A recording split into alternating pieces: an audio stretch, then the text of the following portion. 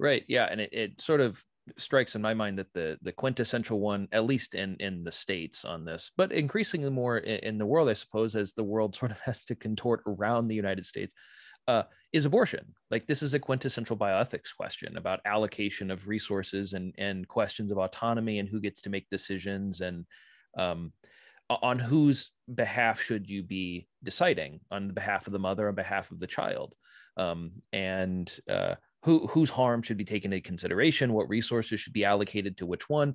I think that's a pretty quintessential bioethics question, isn't it? Oh, for sure. And it seems to be largely intractable. I mean, you have these fault lines that have developed where at some point it seems like people aren't really talking to each other anymore. So the kind of language that you hear on the progressive left is like abortion just is healthcare. And it's like, okay, but clearly the people who are post-abortion don't think that merely this is like getting a tonsillectomy or something like that. They Right. think that something else is at stake, namely there's an entity that has at least the potential to become a person, and that seems morally relevant in some way. On the other hand, the people who are making these claims about an entity that has the potential to become a person tend to be very dismissive of notions of women's bodily autonomy, or they tend to be very selective about when they appeal to that notion and so forth.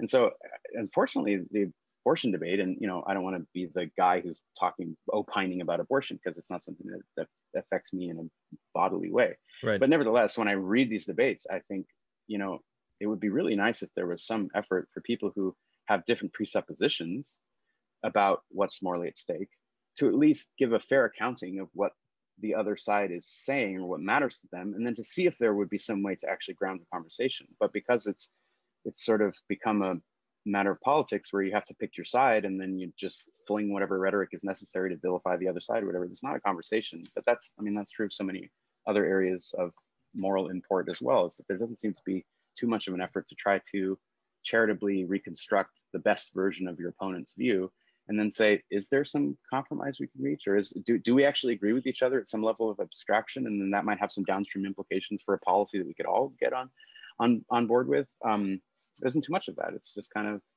us versus them.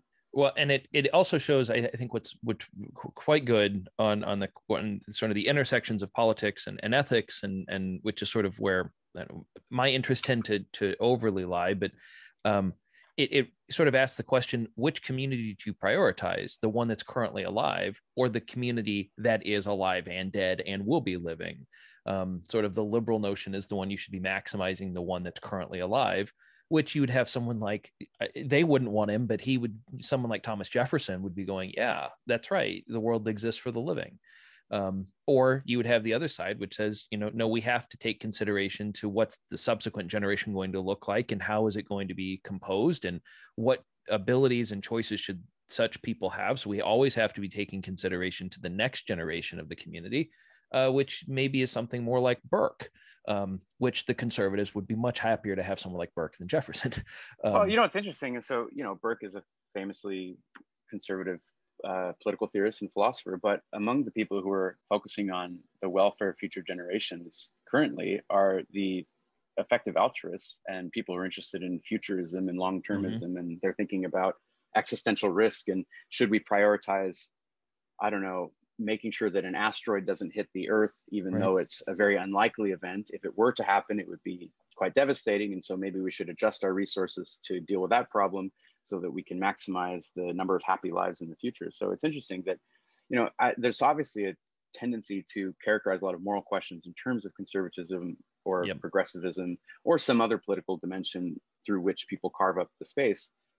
But often that's really not very helpful. It's like, I think that people tend to look at complex issues often through a political lens, or what team am I on? I mean, I'm making a trite point here, rather than saying, maybe this is a multidimensional issue. Maybe there are lots of hidden assumptions behind certain types of views. Maybe people like me tend to think this way because of historical accidents of, who was trying to get votes in what political party 15 years ago, rather than because of some actual like underlying moral principle that I can appeal to explain why it is that I really hold this view. And so often you get things where you have actually quite inconsistent moral views, it seems like, within a given political party, because they didn't come about through, I don't know, moral debate, but through vote getting exercises and then downstream consequences of that or other political phenomena. So yeah, I mean, is it a conservative issue to say we should potentially prioritize the well-being of future generations over the well-being of the current generation, given that there's so many more future generations than ours. Is that a conservative issue or a progressive issue? I don't know. So I think maybe Burke is into that, but so are the effective altruists. well, so okay, yeah, I think that's good.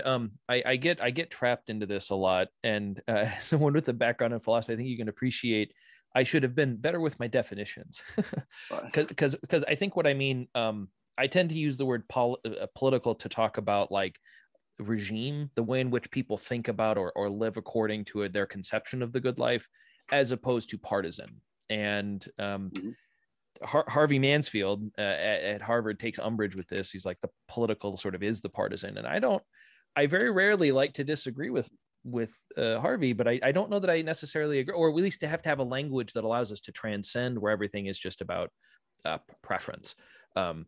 Do I think so? In that sense, maybe the better way would be to say those who think that that a community is comprised of individuals, or that the community transcends the collection of individuals, would be a better way of talking about this conversation than progressive and conservative, because those things will fluctuate, as you laid out quite well, between those partisan divisions. Because in some facets, conservatives are more concerned with the community, and in other ways, much more concerned with the individual, and it's not consistent. Which may be a good illustration of just, the inconsistency of what it means to be a human being too.